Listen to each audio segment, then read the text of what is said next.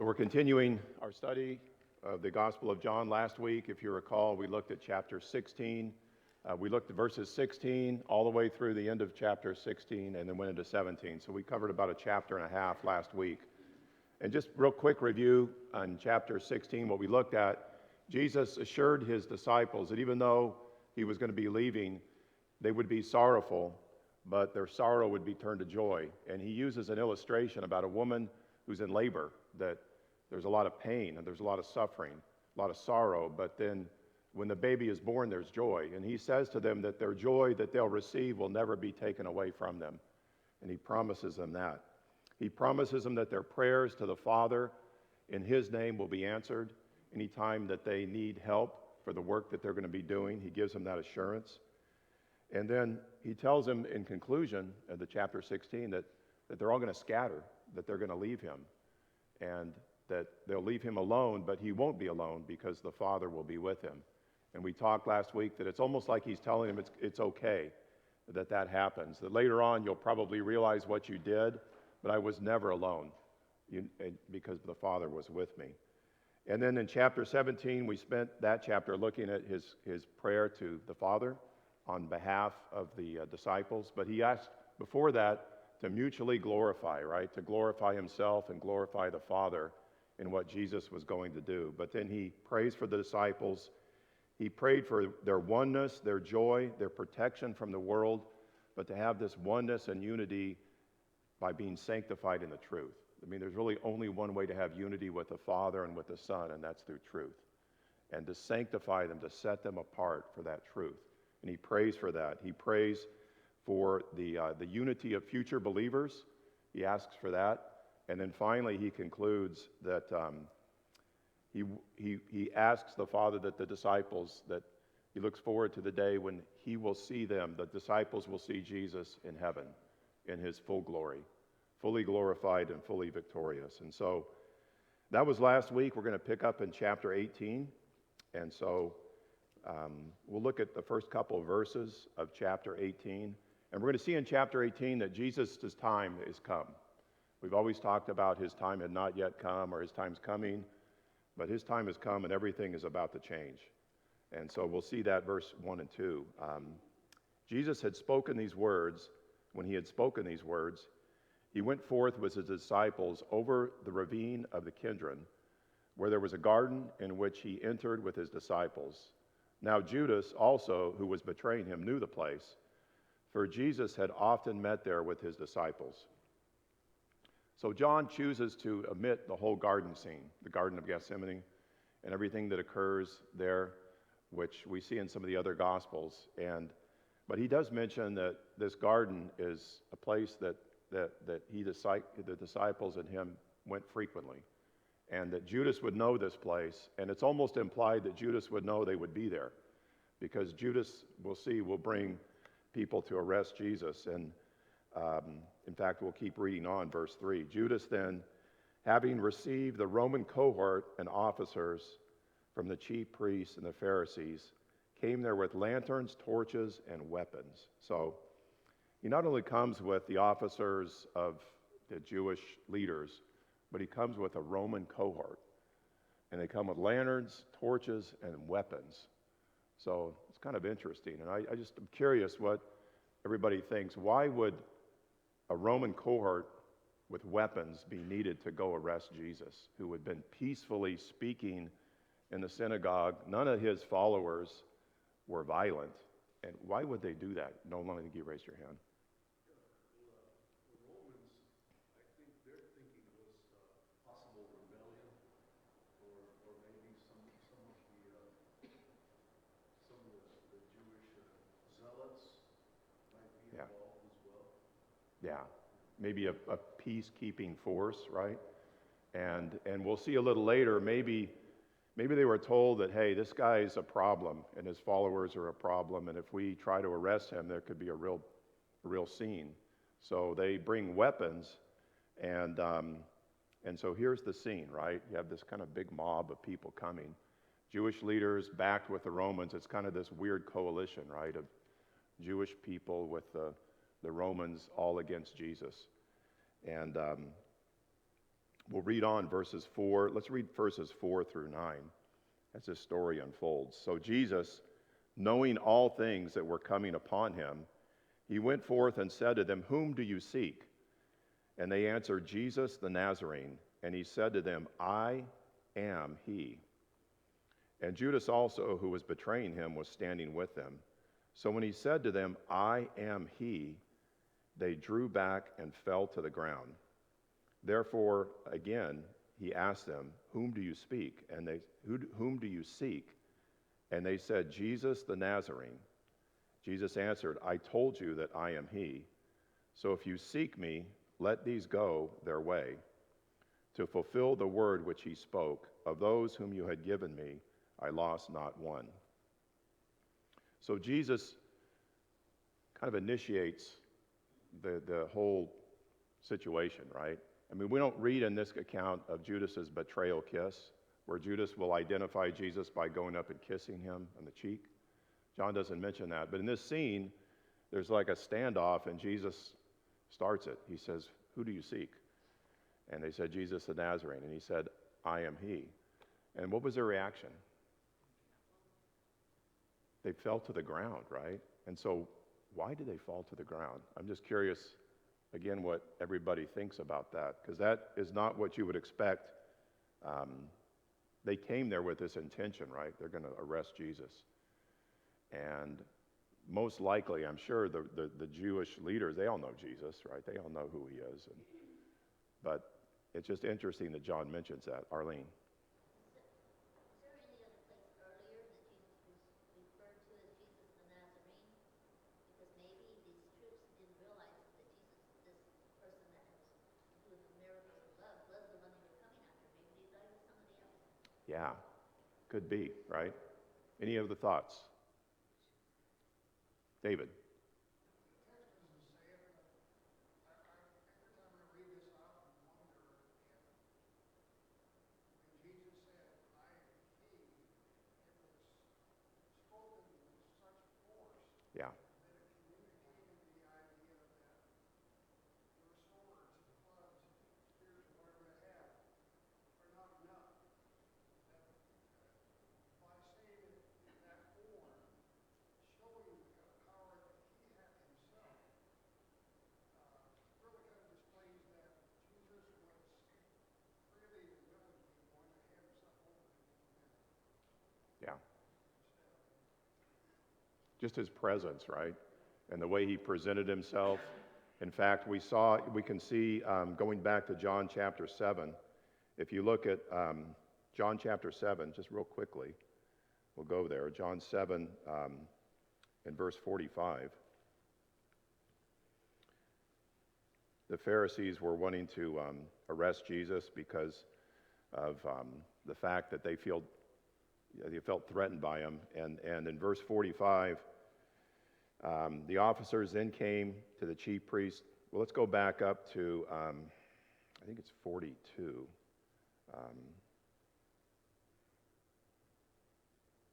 Yeah, we'll just look at verse 45. The officers then came to the chief priests and the Pharisees, and the chief priests and the Pharisees said to these officers that they sent to go arrest Jesus, "Why did you not bring him?" And the officers answered, "Never has a man spoken the way this man speaks." And so their role was to go out and arrest Jesus. And when they heard Jesus speak, they had a similar reaction. It was like, wow, I don't know that they fell to the ground, but it was such an impact where, hey, they recognized this is something different. Ian.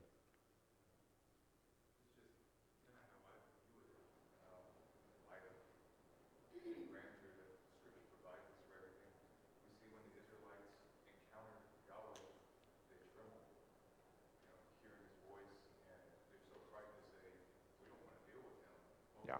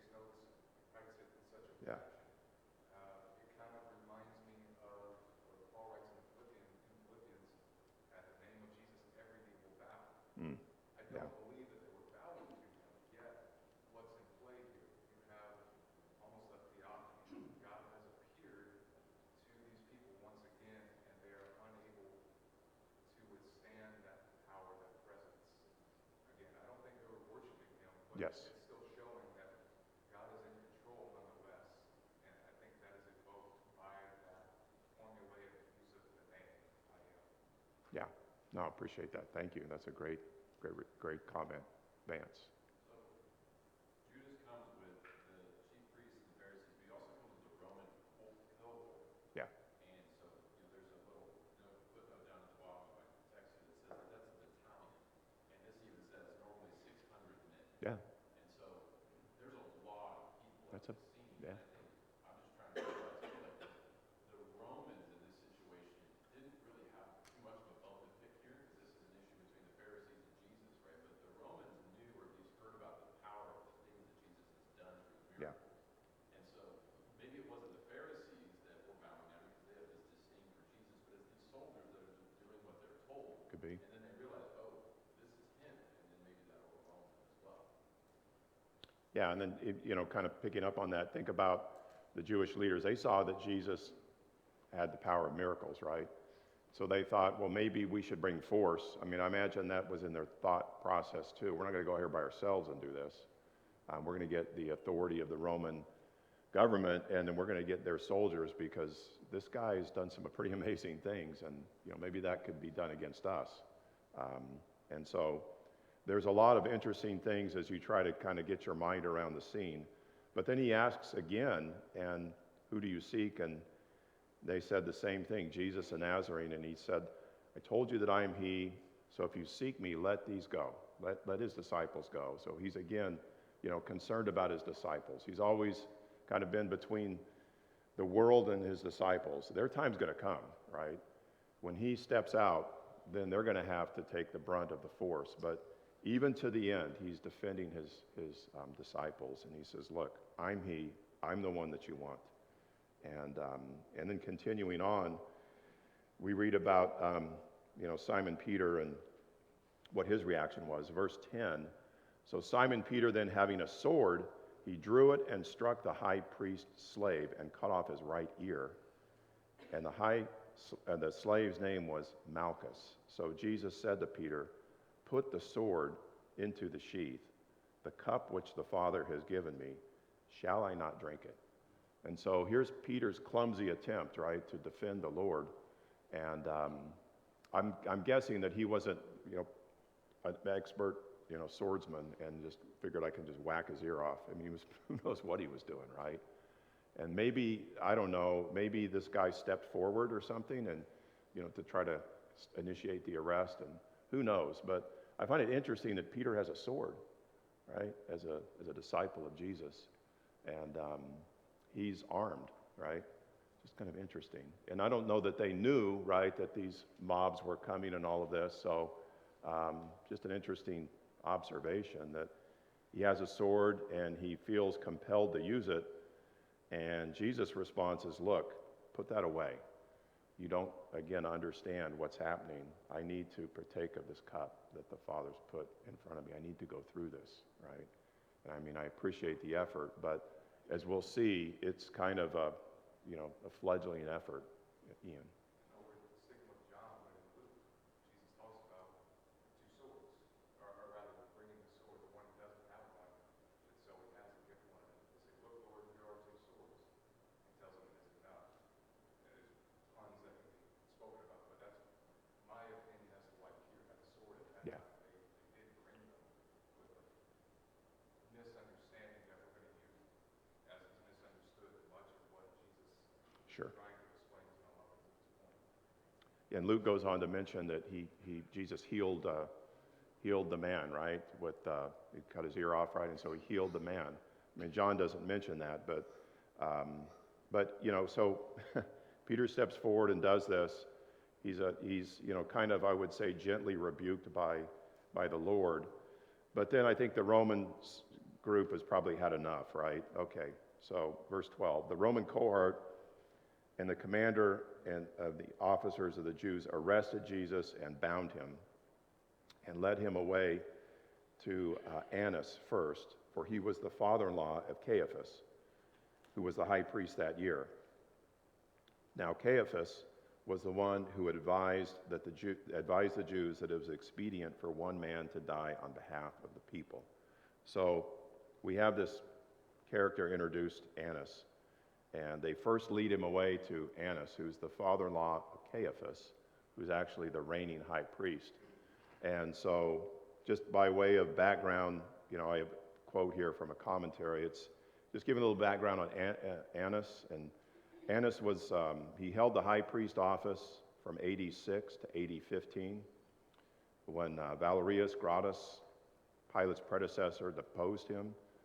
So Annas continued to hold enormous influence, not only because many Jews resented his arbitrary deposition and appointment of high priest by a foreign power, but also because 5 of his sons and his son-in-law Caiaphas held the office at one time or another. So he's kind of like the godfather, if you will, right, of the high priesthood. And so it says, as a skillful manipulator, Annas exercised power through members of his family, and it was really he who ran the high priesthood. So, I mean, this whole thing's corrupt anyway, right? But they figure we've got to go to him first. He's the head guy. Even though, technically Caiaphas is high priest, well, that's the Romans appointed him. And I'm sure they resented the fact that the Romans would do that. So they take him to Annas first. And so we read about that. And then if you go back to verse 14, it mentions Caiaphas and about the fact that he was the one who advised the Jews it was expedient for one man to die on behalf of the people. So going back to John 11, if you recall, they were really worried because they thought, this man is going to take away our place and our nation, right? They were worried about their place as spiritual leaders in Jerusalem and the nation, that the Romans would somehow, be upset and then would put down the Jewish nation. So it was Caiaphas who kind of devised this plan that it was better for one man to die on behalf of the whole nation. Well, unknowingly, as high priest, he was prophesying the very thing that, what needed to happen, right? Jesus was going to die on behalf of the whole nation, and not just the nation of Jerusalem, but the entire world. And so it mentioned in John that he unknowingly, prophesies as high priest. But he calls that out, and it's talked about earlier in John chapter 11. So kind of moving on in verse 15 through 18, we're going to read about Peter's first denial. If you recall, Jesus had told him, look, you're going to deny me 3 times before the rooster crows.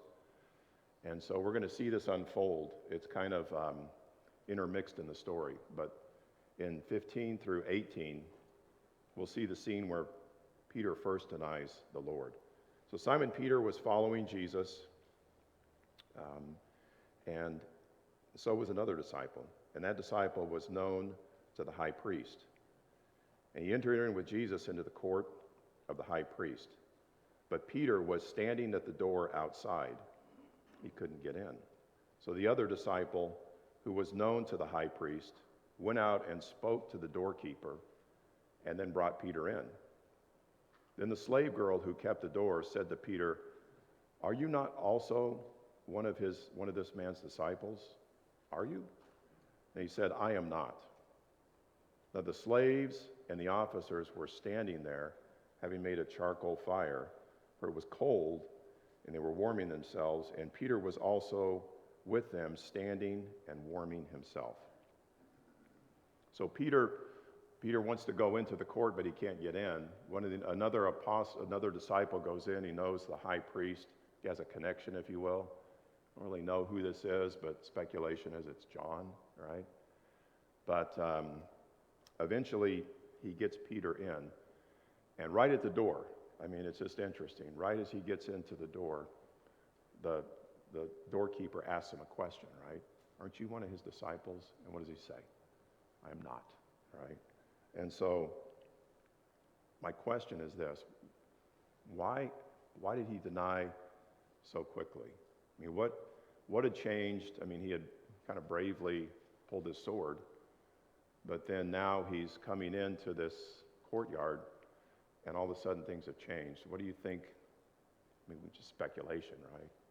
But why would that be the case? Nolan.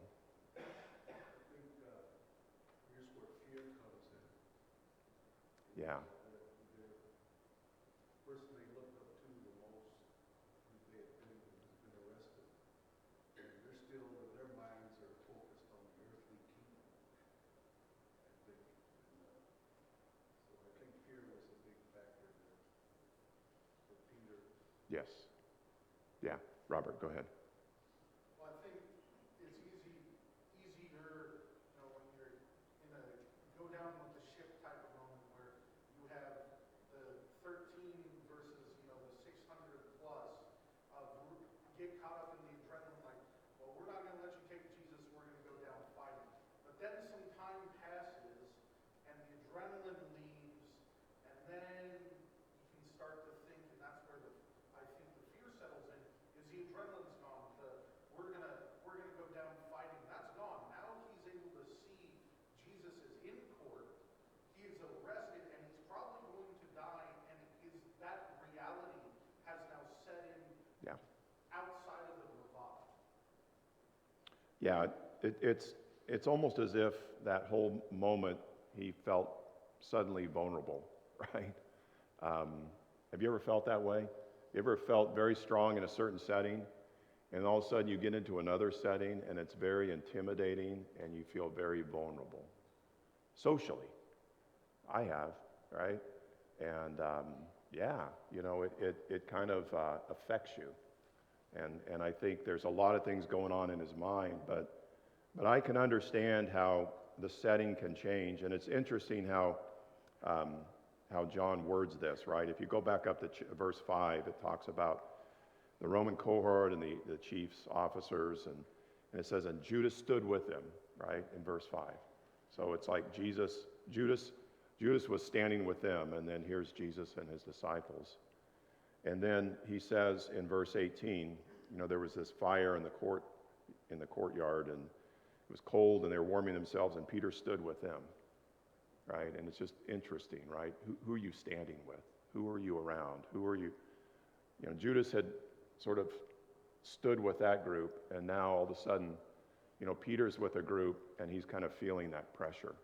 And all these things that are going on, it's causing him to doubt. So, Arlene.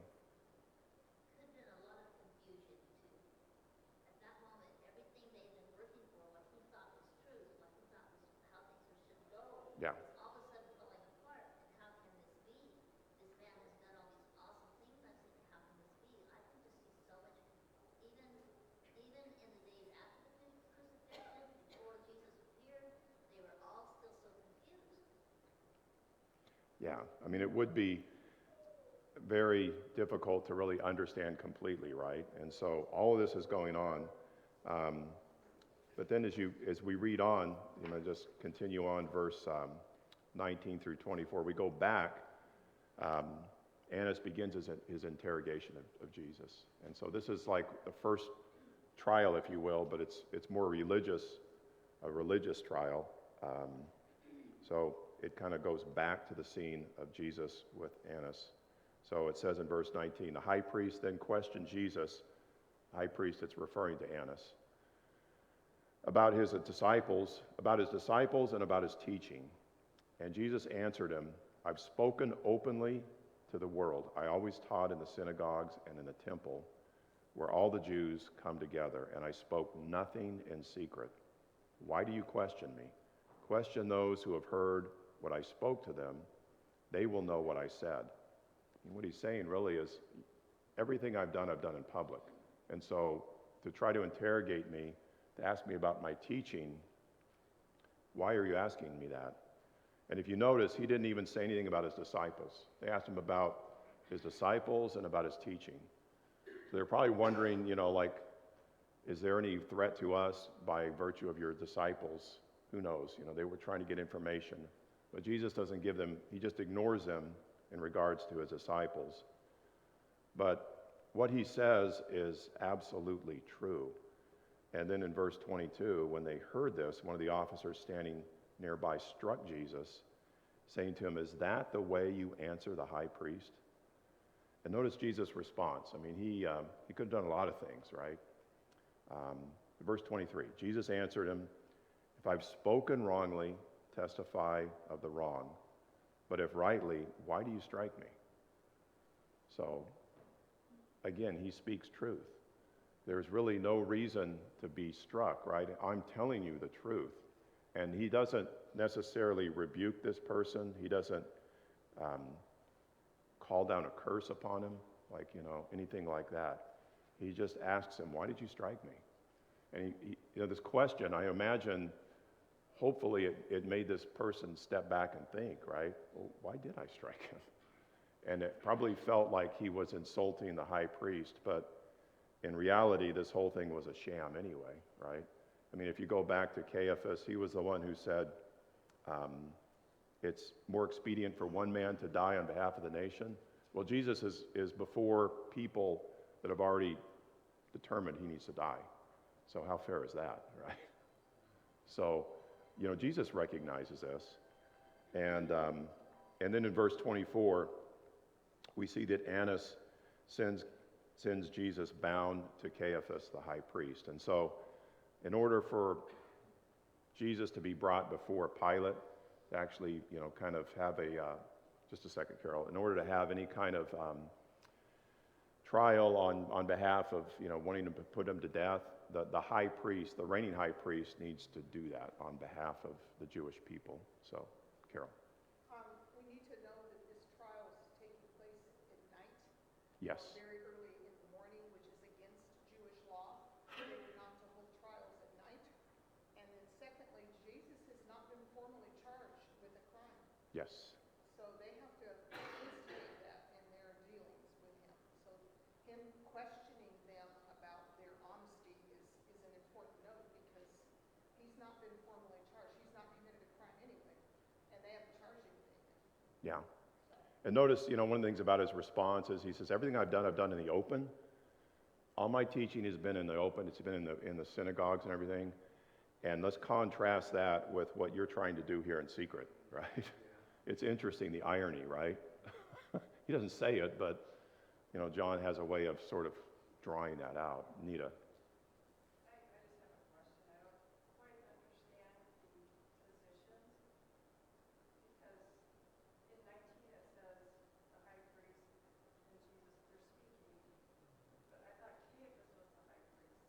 Yeah. Annas returns into Caiaphas, so It gets a little confusing. Yeah, because, in 19, it looks like, as I read it, it looks like he stays with Annas all the way through.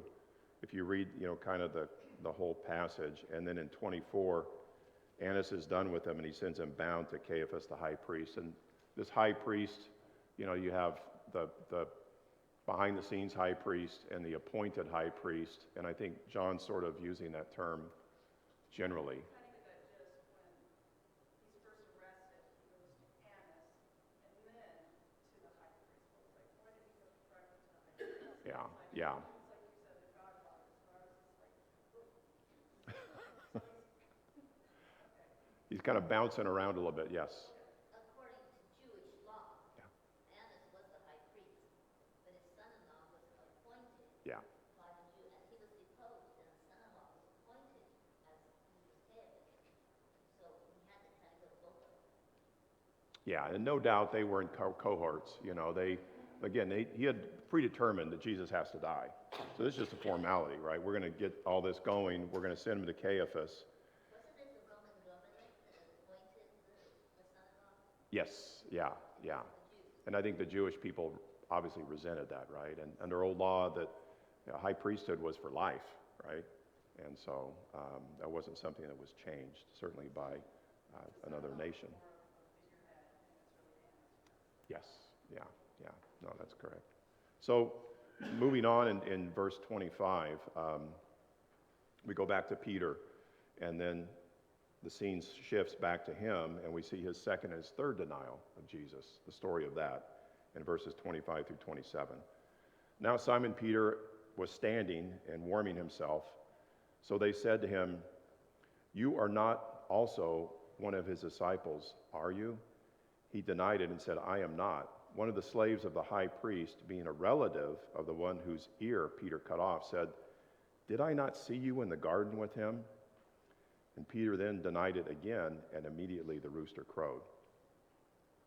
And so, some of the other Gospels, give a little bit more detail and of this. In Mark, his account, it says that Peter issued oaths and curses to back up his claim, and kind of doubling down, right? That no, I don't. It was more than just a simple denial, and so the severity of it is brought out, and then in Luke, it talks about Jesus actually making eye contact with Peter, seeing him when he denied him. And so how powerful that is, right? All these different perspectives that these eyewitnesses saw. And so you put it all together, certainly had an impact on Peter. And as we get into chapter 21, we'll see that impact, right? And later on in what he does with that and his being an apostle.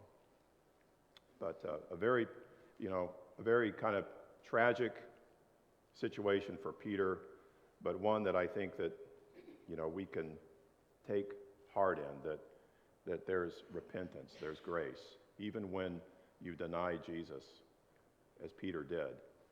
We can go on and see what Peter did as an apostle, and it's very inspiring. So continuing on, we'll go back, and Jesus is now before Pilate. And we'll look at verses 28 through 30. Then they led Jesus from Caiaphas into the praetorium, and it was early, and they themselves did not enter into the praetorium, so that they would not be defiled, so that they may eat the Passover. Therefore Pilate went out to them and said, "What accusation do you bring against this man?" And they answered and said to him, "If this man were not an evildoer, we would not have delivered him to you." So that's an interesting accusation, right? So it says that they go into a praetorium. So that's kind of the headquarters of the Roman commanding officer. And Pilate, he's normally in Caesarea, but he's in Jerusalem at this time because of all of the Passover celebrations and masses of crowds. And so he needs to be around because there's a lot of people, and as a Roman prefect and a governor, he needs to be there to handle situations that come up. And so he's kind of stationed in this area. They bring him into this area. And the Jews, they don't want to go in. Why? Why do the Jews not want to go in through the praetorium? They're afraid to be unclean, right? And then if they're unclean ceremonially, they may not be able to take the Passover. And so it's interesting that they're concerned about the uncleanness of ritual uncleanness of going into that, so they couldn't eat the Passover. Yet they're conspiring to murder, the Lamb of God, right? The true Passover. So it's the irony, right, of John. And so, I mean, he points that out, and I think it's there for us to see that contrast, right? And Carrie, go ahead. What John points out is, it seems, they truly are the whitewashed wall Yes. that Jesus accused them of being. Yeah, no, that's a great point. And Paul goes on to warn Timothy, 2 Timothy chapter 3. If you look at verse 5, he's talking about men and that he's going to have to encounter. He says, holding a form of godliness, although they have denied its power. And then in verse 7, he says, always learning and never able to come to the knowledge of the truth. And so, I mean, that kind of describes what's going on here, right? A form of godliness, but denying its power. That's certainly what they're doing. And then always learning, but never able to come to the knowledge of truth. And so, I mean, it continues on even today, right? That's mankind. So we'll go back here to John. Let me get to the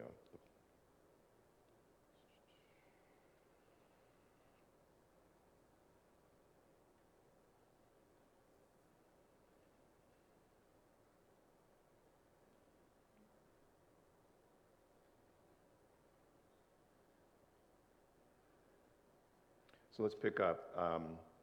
Therefore, when Pilate went out to them, he said, "What accusation do you bring against this man?" They answered and said to him, "If he were an evildoer, we would not have delivered him to you. So think about this. Pilate most likely had knowledge that they sent out a Roman cohort to arrest Jesus.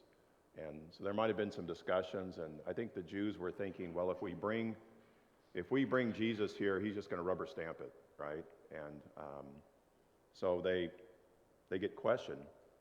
They may be caught off guard. Well, what accusation do you bring? And they said, well, we wouldn't bring him here if he was an evildoer. Okay, so then Pilate said, take him yourself and judge him according to your law. So he kind of shows his disdain for them and their law. Just get out of here. I don't need to deal with this. This is on you. And he knows because they respond, well, we're not permitted to put anyone to death. And certainly to fulfill the word Jesus spoke in verse 32, signifying what kind of death he was about to die, that's a Roman crucifixion. He was going to be lifted up, right? The Son of Man would be lifted up. And so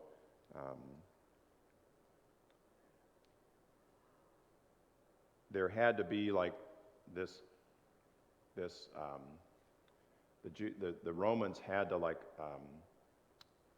to give authorization for it, and that's what he's really seeking. He's really trying to find that. They're trying to find that authorization. Verse 33. Therefore Pilate entered again into the praetorium and summoned Jesus, and he said to him, so there's really no accusation against Jesus, and he knows they want to put Jesus to death. So he goes in and he asks Jesus this question, and no doubt it's a question he's been primed to ask, because he says, are you the king of the Jews? They probably brought this accusation against Jesus that is political in nature, that, oh, well, he says he's the king of the Jews, so he's a threat to you, so you need to investigate this. And he asked him, are you the king of the Jews? And Jesus answered, are you saying this on your own initiative, or did others tell you about me? So Jesus, in a sense, is saying, are you truly interested in knowing who I am? Or are you just listening to these Jews? Right? Do you really want to know who I am? And what was Pilate's response? Let's read on. Pilate answered, I'm not a Jew, am I? Your own nation and chief priests delivered you to me. What have you done? And Jesus answered, and again he speaks the truth, my kingdom is not of this world. If my kingdom were of this world, then my servants would be fighting so that I would not be handed over to the Jews. But as it is, my kingdom is not of this realm. Therefore Pilate said to him, so you are a king? And Jesus answered, yes, you say correctly, I am a king. For this I've been born, and for this I've come into the world, to testify to the truth. Everyone who hears my voice, everyone who is of the truth, hears my voice. And Pilate's response, he says, what is truth? What is truth?